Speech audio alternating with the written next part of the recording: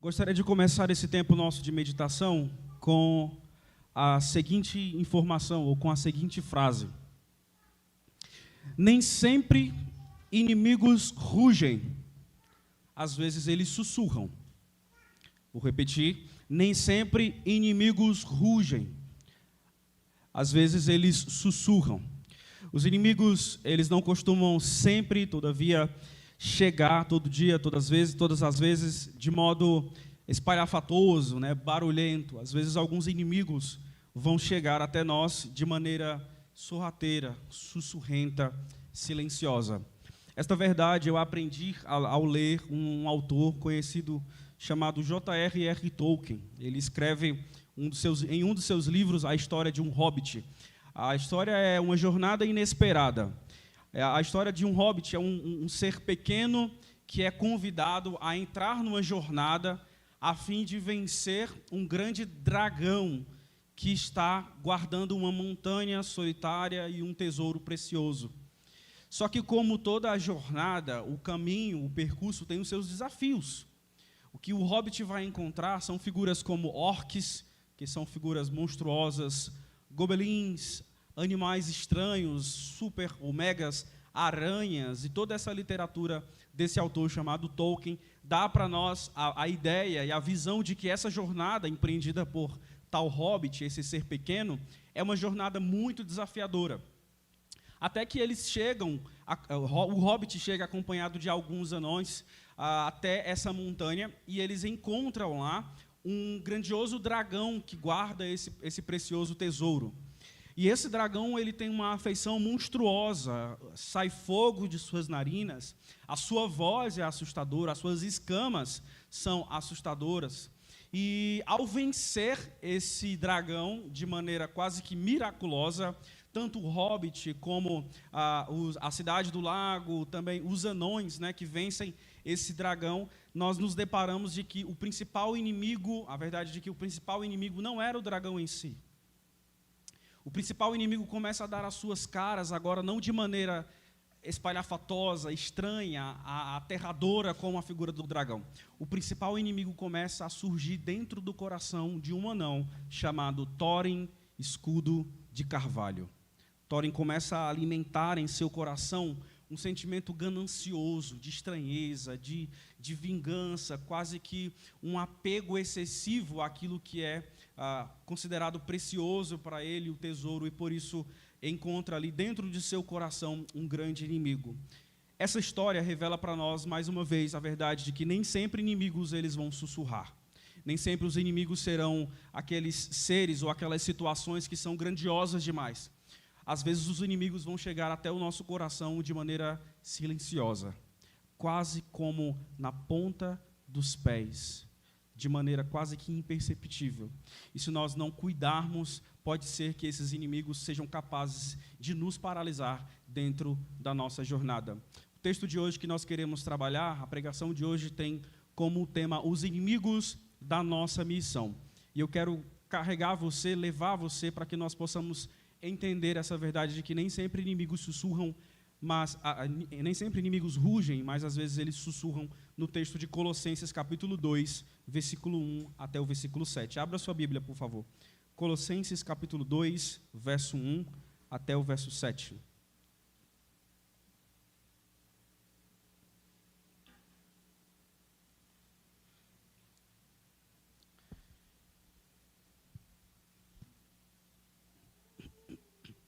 Nós vamos fazer a leitura de Colossenses.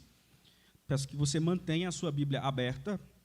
Nós vamos a Deus em oração, nós vamos orar, pedindo que o Senhor nos auxilie na compreensão do texto e nas verdades que estão claras aqui. Faremos uma exposição do texto e, ao final, algumas aplicações.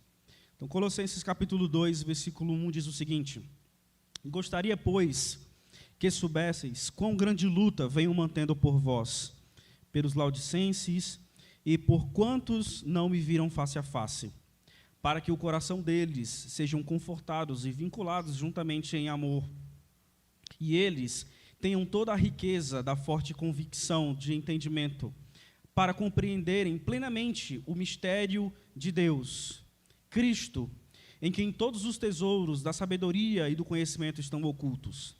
Assim, digo para que ninguém vos engane com raciocínios falazes.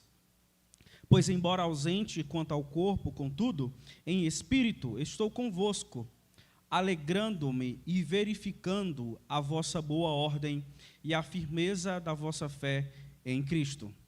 Ora, como recebestes Cristo Jesus, o Senhor, assim andai nele, radicados e edificados e confirmados na fé, tal como foste instruídos, crescendo em ações de graças. Amém? Vamos orar. Senhor, muito obrigado, Pai, por Tua palavra.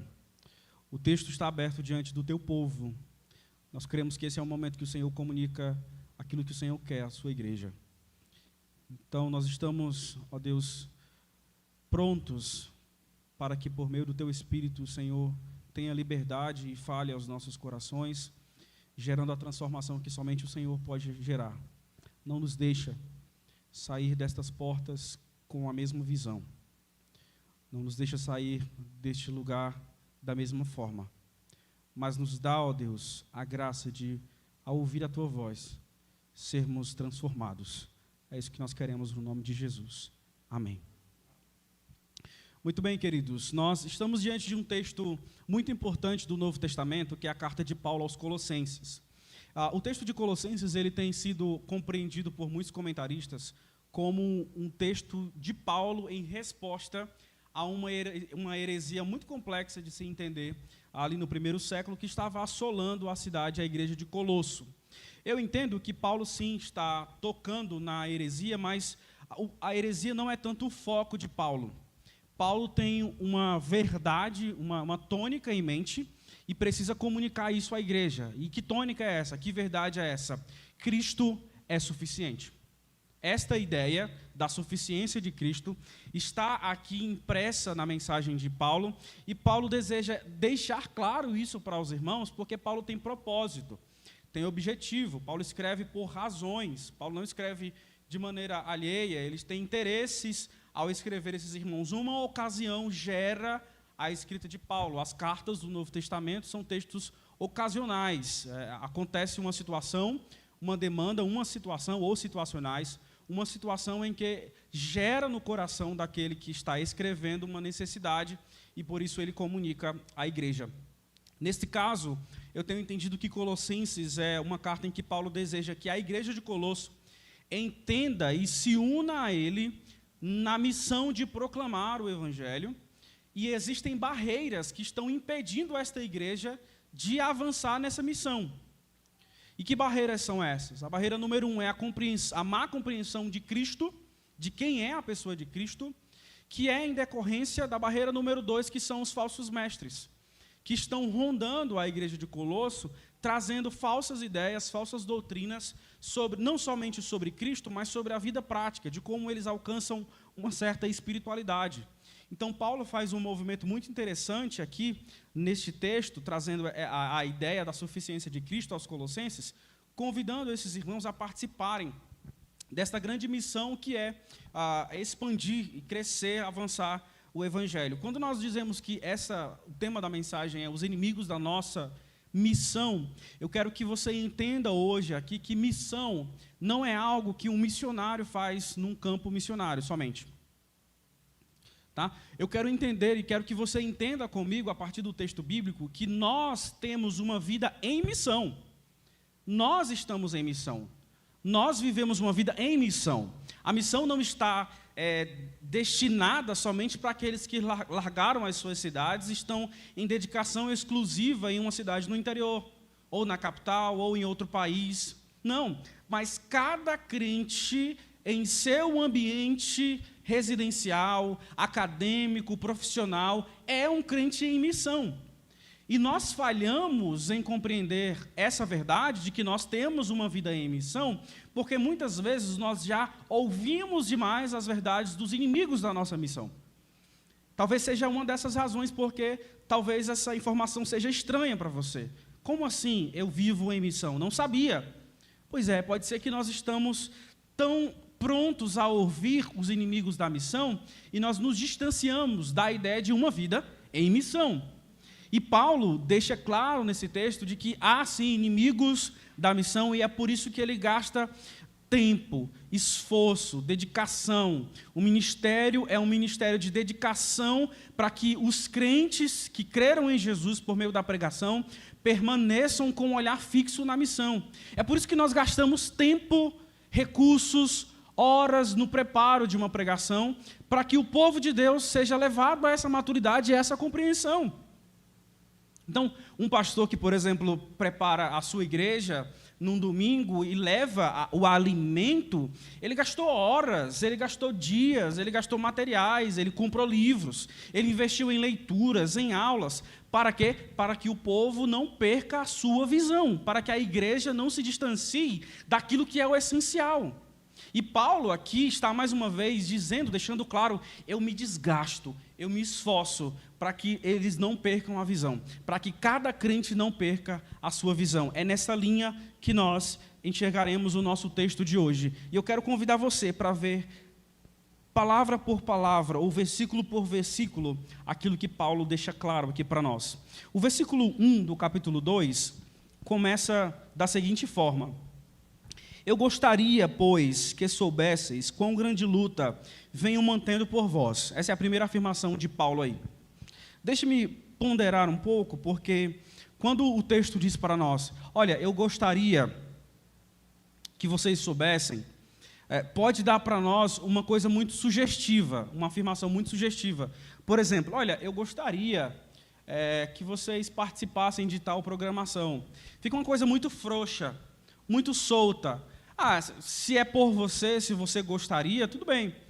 Né? Ou eu posso fazer ou não posso fazer. Mas a ideia de Paulo aqui, a ideia do texto grego, é uma coisa mais precisa. Paulo usa um verbo presente para dizer o seguinte, olha, eu quero. É por isso que algumas versões, algumas traduções trazem essa palavra aí. Eu quero que vocês saibam. Então, a mensagem aqui de Paulo tem também um tom paternal. E eu ilustro da seguinte forma, imagina um filho, né? Imagina um filho adolescente, desculpa adolescentes, eu vou usar aí vocês como exemplo, né? Mas imagina um filho adolescente que está seguindo as suas ideias e acha que aquilo é certo de se fazer, e acha que é a pessoa mais inteligente do mundo, e está tomando atitudes corretas, e está falando para o pai está dizendo para ele o que é que ele precisa fazer, mas ele está cheio de argumentos, cheio de ideias, e trazendo ideias, e falando, andando pela casa, contando das suas ideias, do seu coração, e aí o seu pai para a conversa e diz, epa, parou, existe uma coisa que eu quero que você saiba. É mais ou menos esse o tom de Paulo. Existe algo que eu não quero que você perca de vista. Eu quero que você saiba isso. E a informação vem a seguir. Eu quero que vocês saibam quão grande luta eu venho mantendo por vós. Que tipo de luta é essa? Que tipo de labor é esse de Paulo? Antes eu preciso dizer que aquilo que Paulo quer que eles alcancem é um estado de consciência. Eu desejo que vocês alcancem esse entendimento de que eu me desgasto por vocês também. De que eu luto em favor de vocês. E isso é interessante porque é provável que Paulo nunca tenha ido à cidade de Colosso. A carta de Paulo não é uma carta, a igreja de Colosso não é uma igreja que Paulo plantou. Provavelmente um homem chamado Epáfras ouviu o evangelho em Éfeso, cidade a 16 quilômetros aqui de Colosso, ouviu a mensagem do evangelho lá em Éfeso e trouxe para Colosso, e é alimentado não só por Colosso, mas eu brinco, né, dizendo ali pela Crajubá do Vale do Líaco ali, né? Tem Hierápolis, Laodiceia e Colosso. São 3 cidades muito próximas ali, e provavelmente Paulo não foi até Colosso. Então como é que ele está dizendo que luta, que se desgasta para que esses irmãos tenham alguma coisa ou percebam alguma coisa? Paulo deseja que esses irmãos entendam que o seu labor pastoral, ministerial, o seu labor não só pelos colossenses, mas por outras as igrejas também, por todas as igrejas também, vai para além de sua presença física, vai para além do seu estar presencialmente lá. E nós temos hoje a oportunidade de fazer isso. Às vezes nós investimos em determinados lugares, nós gastamos com algumas situações, com alguns campos missionários, promovendo treinamentos de várias formas, conversando, ouvindo. Paulo vai dizer mais à frente, aqui nessa carta ainda, que ele se alegra ao ouvir dessa igreja, ele fica verificando o bom procedimento desses irmãos. Então, Paulo parece ter uma ligação direta, uma linha direta com Epáfras, que proporciona a afirmação de Paulo aqui, desse labor, dessa entrega para esses irmãos. Mas não somente isso, ele diz que faz isso também pelos de Laodiceia, pelos laudicenses, e por quantos não me viram face a face. A presença de Paulo não esteve em alguns lugares, mas o esforço de Paulo sim, o labor de Paulo por pregar o evangelho lá, por impulsionar, por treinar pessoas como Timóteo, que ficaria em Éfeso. Então Paulo está envolvido nesse processo aí. E aí nós chegamos ao versículo 2, porque o versículo 2, para mim, essa informação, para que está aí exatamente a razão da luta e do labor de Paulo. O que é que Paulo deseja aí? Ele diz, para que o coração deles sejam confortado. Essa afirmação me dá aqui a ideia do primeiro inimigo da nossa missão que nós podemos encontrar diante da nossa jornada. Paulo está falando que traz consolo, conforto para os irmãos. Essa palavra, na língua grega, tem um amplo campo semântico, pode ser exortação, pode ser consolação, pode ser exortação, pode ser coisas nessa linha aí. Mas Paulo está combatendo aqui, está dizendo para a igreja que traz uma espécie de conforto, que não é só um conforto falaz, não é só um conforto passivo. Sabe qual é o conforto passivo? É quando você está desanimado e alguém bate a mão no seu ombro e diz assim, vai dar certo. Vai dar certo. Mas você está vendo que não está dando certo. Você está vendo que as coisas não se resolveram. E o vai dar certo que nós falamos não resolveu as coisas. Não trouxe esperança bíblica, não trouxe a verdadeira esperança, não trouxe uma expectativa correta. Talvez foi uma tentativa furada de dizer que as coisas vão melhorar. Mas elas podem também não melhorar. E Paulo não está falando de um conforto assim, um conforto passivo, um conforto ineficaz, porque Paulo sabe que diante da nossa missão, nós teremos aí a oportunidade de experimentar e de ouvir a voz do desânimo que paralisa. E esse é o nosso primeiro inimigo da missão.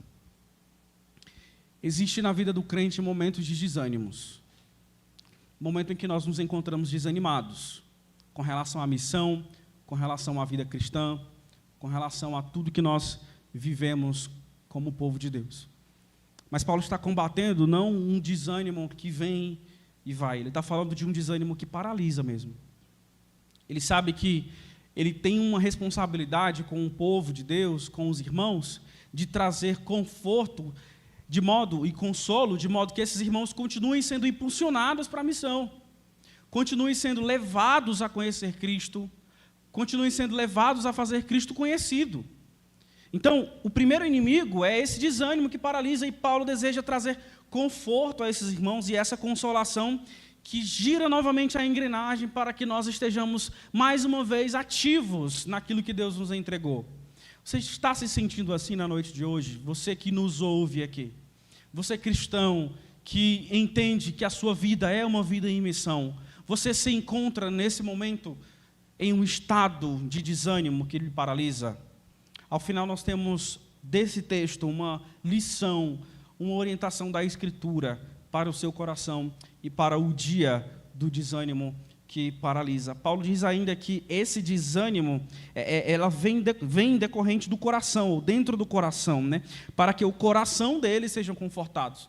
E nós às vezes achamos que o coração na Bíblia está falando de um sentimento, né? Mas não é isso. Coração na Escritura é o centro do ser do homem.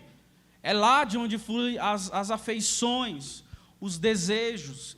E talvez, dentro desse desânimo que paralisa, você tenha visto o seu coração amando outras coisas e não amando a missão de Deus.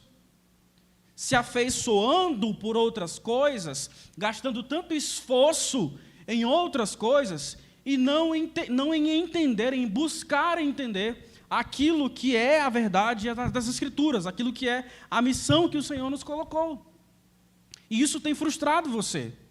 E isso tem cansado você. Isso tem feito você até mesmo dormir agora diante daquilo que nós estamos pregando aqui. Nós estamos pregando a Escritura, a missão, aquilo que é de mais importante para a vida da igreja, o centro da oração da sua vida cristã, e você está dormindo. E você está desanimado, apático, paralisado. Acorde, perceba aquilo que está acontecendo diante dos seus olhos.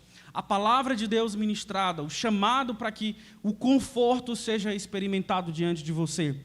Paulo ainda reconhece que nós podemos encontrar outros inimigos da nossa missão, ainda podemos encontrar alguns outros desafios. É por isso que ele diz que deseja esse labor dele não é só para que o coração dos crentes sejam conformados, ainda no versículo 2, mas que sejam também vinculados juntamente em amor. Vinculados juntamente em amor.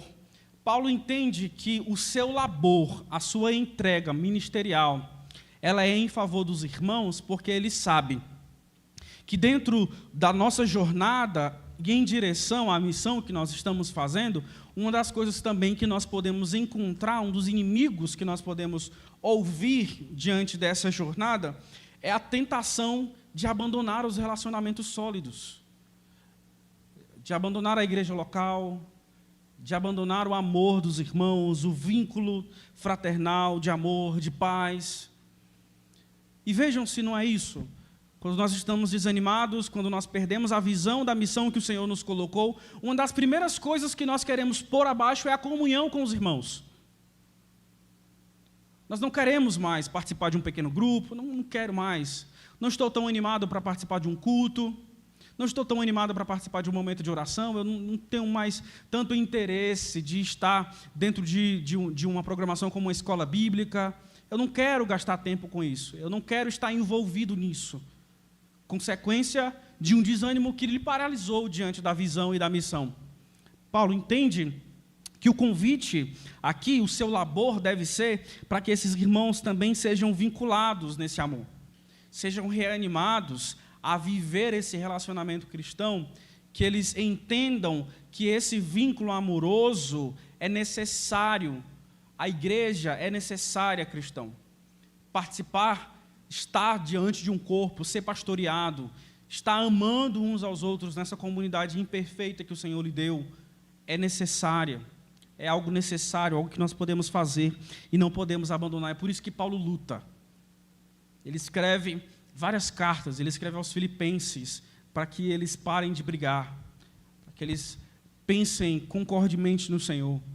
Então, Paulo tem esse trabalho, essa função dentro do Novo Testamento de chamar, de convidar as igrejas para que eles experimentem também um vínculo do amor fraternal dentro desse contexto. Uma das razões pela qual nós, às vezes, sentimos aversão ao povo de Deus, ao encontro, à partilha, à comunidade, à comunhão, é porque nós esperamos uma comunidade perfeita. Quando, na verdade, o Senhor Jesus nos deu a bênção de experimentar a igreja local como um presente. A igreja é um presente, até que o Senhor Jesus venha, nós estamos desfrutando desse presente. Um presente que se traduz em pastorado, que se traduz em aproximação, que se traduz em adoração, que se traduz em comunhão, que se traduz em missão. Essas verdades, elas fazem parte do chão da igreja. Não fuja disso. Se você em algum momento fugiu, perdeu a visão disso, volte. Existe um labor, uma tentativa pastoral, existe uma tentativa neotestamentária, um chamado para que nós experimentemos o vínculo do amor e não sejamos mais como pessoas acomodadas, distanciadas, apáticas com relação àquilo que o Senhor nos deu, que é a missão. Mas mais do que isso, Paulo diz ainda que deseja que eles também tenham toda a riqueza da forte convicção de entendimento. Uma expressão belíssima de Paulo, porque a plena convicção ela não vai aparecer somente aqui em Paulo, mas vai aparecer também em Hebreus, capítulo 6, versículo 11, 1 Tessalonicenses, capítulo 1, versículo 5, 10, 22 também, Hebreus 10, 22, é uma espécie de conhecimento espiritual completo e verdadeiro. É isso que Paulo deseja para os irmãos. Desejam que eles não fiquem mais num estado de estagnação espiritual, O labor ministerial, o labor de Paulo, o desejo é que esses irmãos saiam de um estado que é o terceiro inimigo, que é baixíssima convicção espiritual. Nós não somos só tentados a ter uma vida em missão e ouvir os inimigos que nos dizem que nós precisamos abraçar o desânimo que paralisa. Nós não somos só tentados a nos tornar pessoas desanimadas, crentes desanimados, mas nós somos também tentados a abandonar os relacionamentos profundos cristãos. E terceiro, nós somos tentados a ter uma baixíssima convicção espiritual. Deixa eu perguntar uma coisa para você, para traduzir o que é uma baixíssima convicção espiritual, um baixíssimo conhecimento espiritual. Nós temos aqui muitos irmãos que, graças a Deus, possuem muitos anos de fé em Cristo Jesus. Talvez mais do que eu. Mas a minha pergunta para você é a seguinte: faz aí uma pesquisa dentro do seu HD.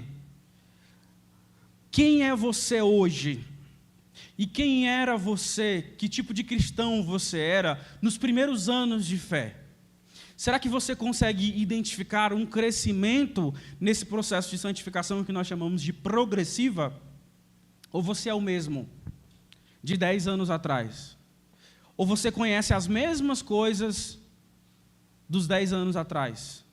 Ou você se encontrou num estado de acomodação, de modo que você não precisa mais de treinamento? Eu não preciso mais de treinamento teológico, eu já conheço as doutrinas. Eu não preciso mais frequentar com tanta frequência assim a EBD, porque o tema é evangelismo. E eu já sei como é evangelizar, ninguém precisa me evangelizar. A minha pergunta para você é: será que você não está achando de modo equivocado que já está pronto, não? Porque não existe ninguém pronto. Todos nós estamos caminhando e nós nunca vamos chegar.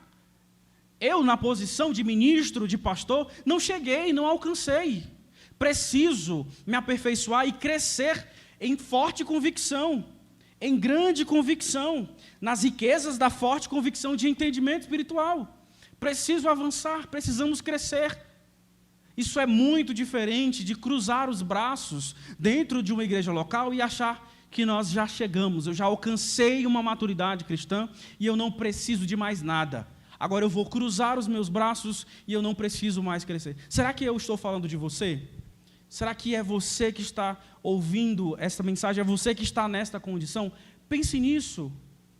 Pense nisso, porque o desejo da Escritura é que nós estejamos em um crescimento crescente, se eu posso dizer dessa forma, na conformidade de Jesus, entendendo e absorvendo toda a riqueza da forte convicção.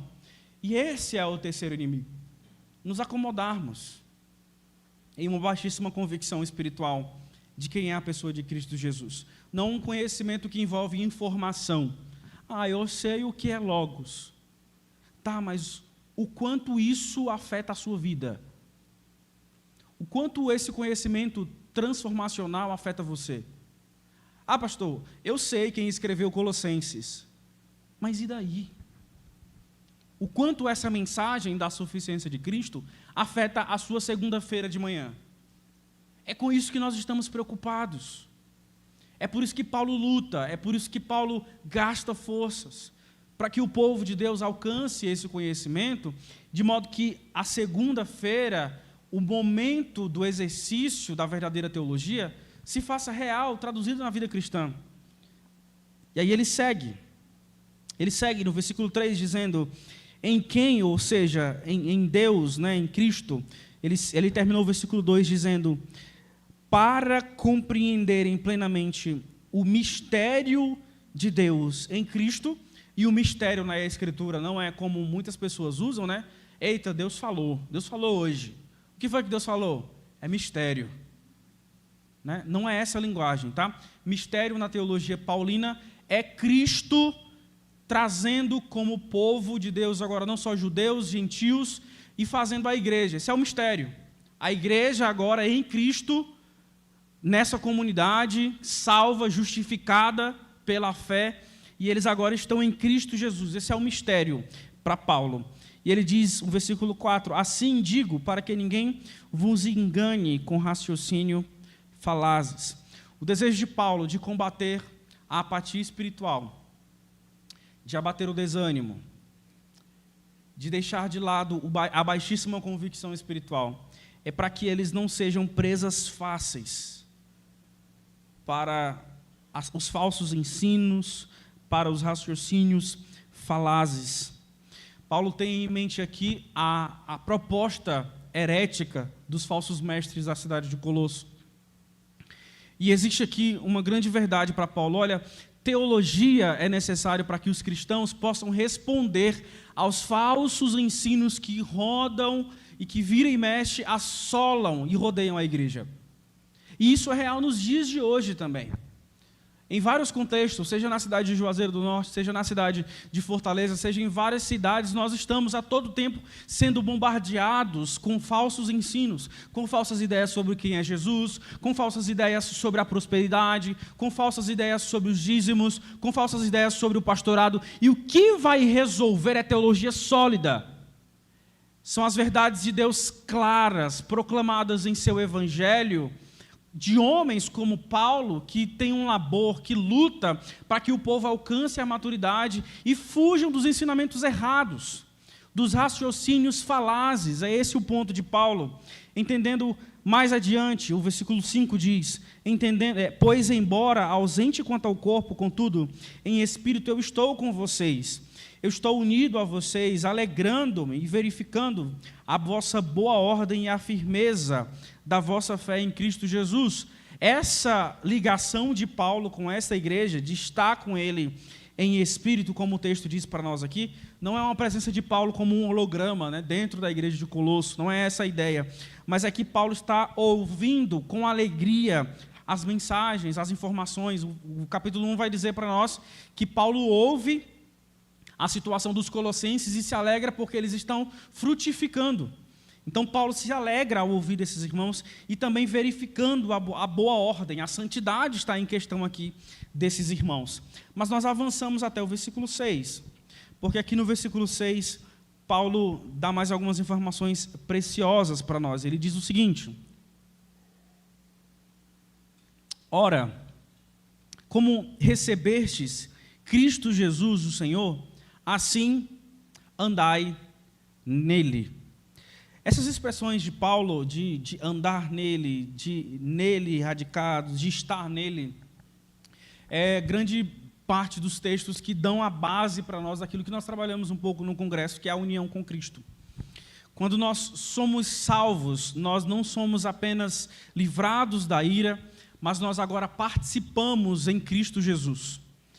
E nós estamos tão unidos a Ele que Paulo usa uma linguagem belíssima em Filipenses 3:9, quando ele diz que nós estamos escondidos nele.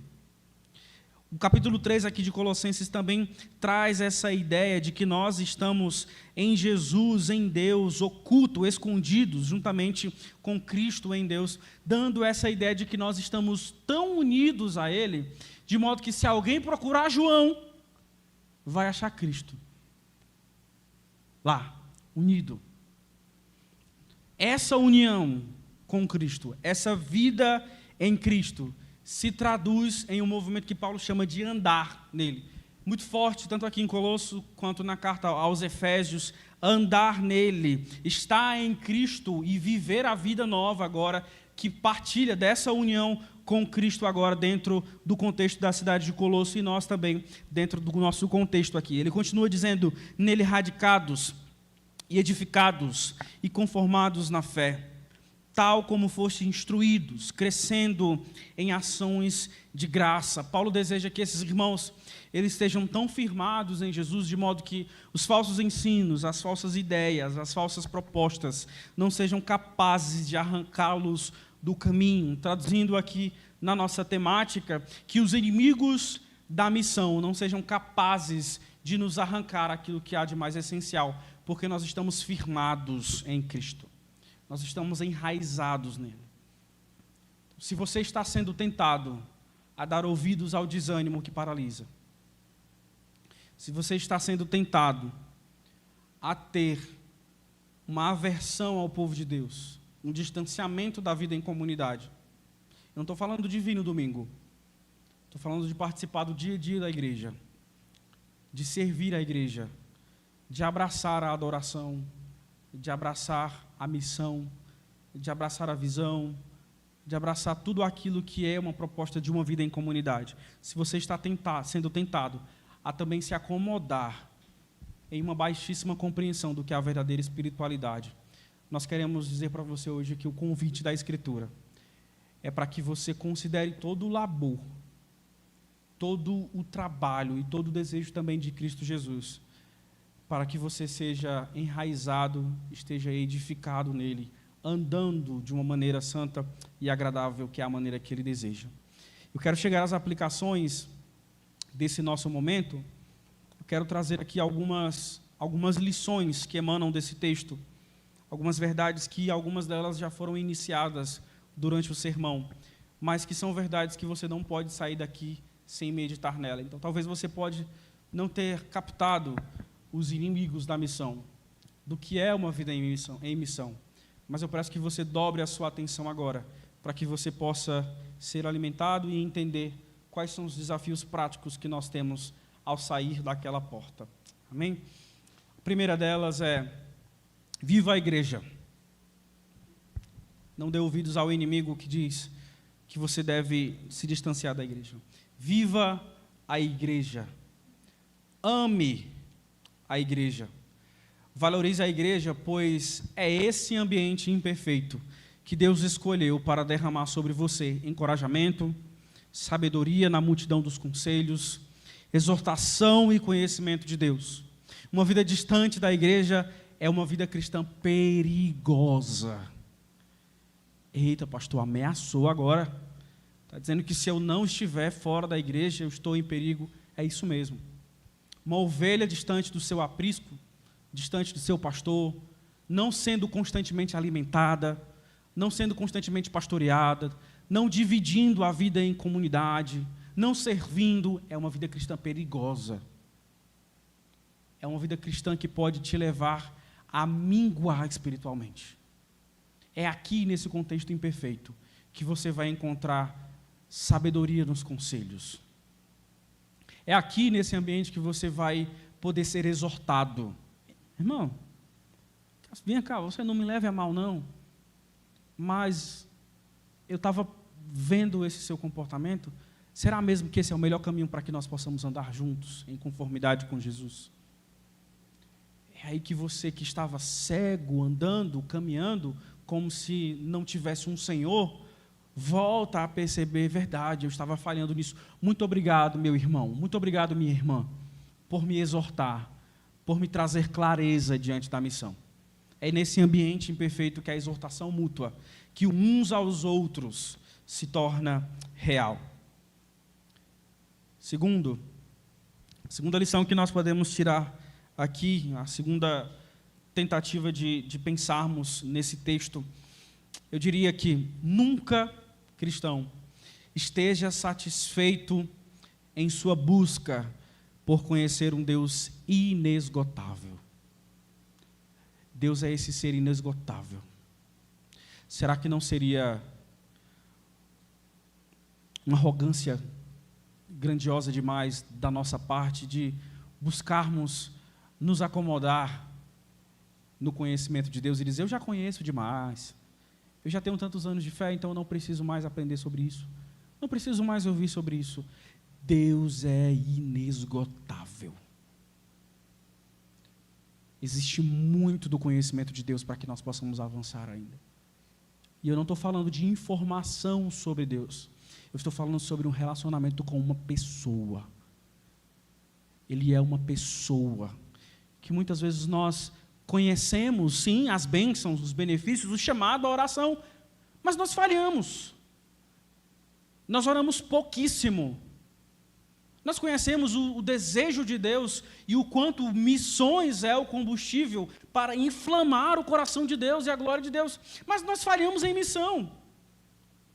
Então, será que nós não somos soberbos demais, grandiosos demais e achar que nós conhecemos? Não, nós não conhecemos.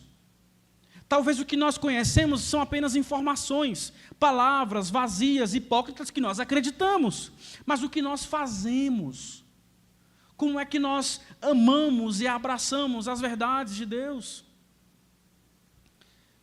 Nunca estejamos satisfeitos em buscar conhecer mais esse Deus, em gastar mais tempo com esse Deus, em orar mais a esse Deus, em conversar mais com esse Deus, em ouvir mais esse Deus. Esse Deus, ele é inesgotável e nós temos muito a caminhar e a aprender sobre ele.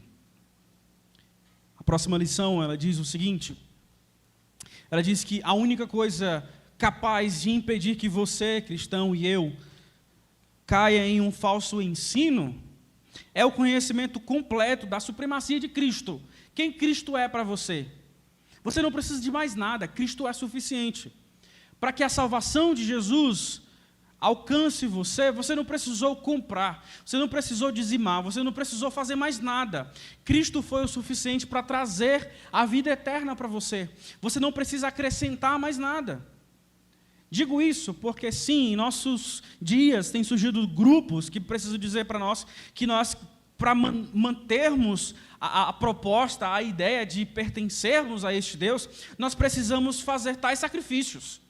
Não, você precisa fazer isso, né? Você precisa seguir isso, né? Não, se você seguir isso, vai. Se você não seguir aquilo, se você dizimar desse tanto, se você ofertar desse tanto, aí já não é mais povo de Deus, né? É como é, Deus risca o meu nome do livro, depois Deus escreve de novo e Deus apaga. Não depende de você, cristão, não depende de nós. Cristo é suficiente. E porque Cristo é suficiente, porque nós entendemos a supremacia de Cristo, nós não estamos mais suscetíveis, frágeis a falsos ensinos, falsas ideias e falsas concepções de quem Cristo é e do que é a salvação em Cristo Jesus. Caminhamos para o final. Caminhamos para o final e eu deixei para falar sobre o primeiro inimigo agora no final, porque esse é certamente um dos que mais tem abatido o povo de Deus e o impedido de caminhar diante daquilo que o Senhor deseja para nós. Quero falar agora sobre o inimigo número 1 que nos paralisa, que é a tentativa de nós não estarmos mais tão ativos assim na missão, mas um desânimo que paralisa. E a lição que eu tenho ao ler esse texto e lembrar de um Deus grandioso e misericordioso no dia do desânimo é a seguinte: a verdade de que Deus se importa com corações desanimados. Deus se importa. Talvez você esteja encarando hoje um desânimo e tenha pensado que Deus não está nem aí para você, você vai seguindo e vai adotando a cultura do gerúndio. Eu vou indo, eu vou caminhando, vou andando, mas Deus se importa com o coração desanimado. E embora as mentiras do desânimo te convidem a abandonar a missão e a abandonar a sua visão da profundidade e grandiosidade de quem Deus é, saiba que Ele permanece sendo a rocha dos corações abatidos. Mesmo que você ainda não sinta, mesmo que você não veja, Deus continua sendo a rocha dos corações abatidos. Ele continua lá. Ele continua interessado em te ver, não como um crente que tem a melhor performance possível, mas como um crente que continua crescendo e caminhando numa vida em missão. O Salmo 73, 26 é muito profundo para mim e muito oportuno para um coração desanimado, porque mostra a realidade de que o coração, a carne, pode sim desfalecer. E o Salmo diz: ainda que a minha carne e o meu coração desfaleça, Deus é a fortaleza do meu coração e a minha herança para sempre. Ele continua sendo a rocha do nosso coração, mesmo nos dias que nós estamos desanimados, mesmo nos dias que nós não estamos tão para cima assim em viver uma vida em missão. Ele continua desejando ser essa torre forte, essa fortaleza para o coração daqueles que estão desanimados. Então, se você tem encarado o desânimo hoje aqui, ou se esse desânimo tem se instalado em seu coração em muitos tempos, por um longo tempo, e tem te impedido de viver uma vida em missão, a minha palavra para você é hoje: Deus se importa. Deus se importa. E o que Deus mais deseja é que você entenda que ainda que a sua carne desfaleça, ainda que o seu coração também se entristeça, Ele continua sendo uma fortaleza para você. Ele continua presente, com a sua presença capacitadora, com a sua presença consoladora. E o Espírito Santo ainda está aí. Não existe um crente sem Espírito Santo e um crente com o Espírito Santo. O Espírito Santo habita em nós e nós podemos viver essa vida em missão, mesmo que o desânimo tente nos paralisar. Existe um labor, uma luta ministerial para que os crentes entendam isso. Mesmo no dia de desânimo. Pastor, eu estou desanimado. Não sinto ânimo de orar, de participar. Meu irmão, Deus ainda é a sua rocha. Deus ainda é a rocha do seu coração. Vá desanimado. Participe desanimado. Leia desanimado. Ore desanimado. E diga para Deus: Deus, o desânimo tomou conta do meu coração. Tem misericórdia de mim. Eu não quero paralisar, eu não quero parar, eu quero seguir. Peça ajuda. Conte com o apoio da comunidade. Não fuja. Conte com a ajuda pastoral. Mas ainda assim, ainda que a sua carne, ainda que o seu coração desfaleça, Deus, Ele continua sendo a rocha e Ele tem poder suficiente para levantar crentes que vivem na UTI espiritual. Amém? Vamos orar, pedindo a Deus que nos ajude a captar essas verdades. Vez por outra nós somos tentados a esquecer rapidamente do sermão e daquilo que o sermão falou, e nós já pensamos em outras coisas. Eu quero pedir para você pensar sobre isso e pedir para Deus lhe ajudar a entender essas verdades. Deus, muito obrigado pelo tempo que nós tivemos esses dias. Muito obrigado pelo tempo que nós vivemos hoje aqui, por meio da Tua Palavra. Eu te peço que o Senhor possa ajudar, ó Deus, aos nossos corações, para que isso não seja somente algo falado, a começar por mim, mas que isso sejam verdades que transformam mesmo. Que essas verdades, elas tragam a restauração dos corações abatidos com relação à missão. Que essas palavras, elas tragam, ó Deus, uma nova visão para aqueles que se encontram apáticos, para aqueles que se encontram acomodados no conhecimento da verdadeira espiritualidade e da verdadeira vida cristã. Eu te peço ainda, Deus, que o Senhor possa nos ajudar a investir cada vez mais na nossa comunhão com o Senhor. Quero te apresentar agora, Deus, o coração de todos aqueles que fazem parte da Igreja Batista Regular de Sião. Deus, tantos projetos, tantas tentativas teológicas, missionárias, de liderança, tantas questões chegaram ao coração do pastor Israel, do pastor Rafael, à liderança também desta igreja. Vários pontos, ó Deus, têm feito esta igreja cada vez mais avançar. Eu quero te pedir que o Senhor continue sendo o guia desta comunidade. Se por acaso há entre nós alguém que ainda não abraçou a visão, que ainda não abraçou a vida em missão, que ainda não entendeu o propósito desta igreja aqui neste bairro, que o Senhor possa os tocar nessa noite.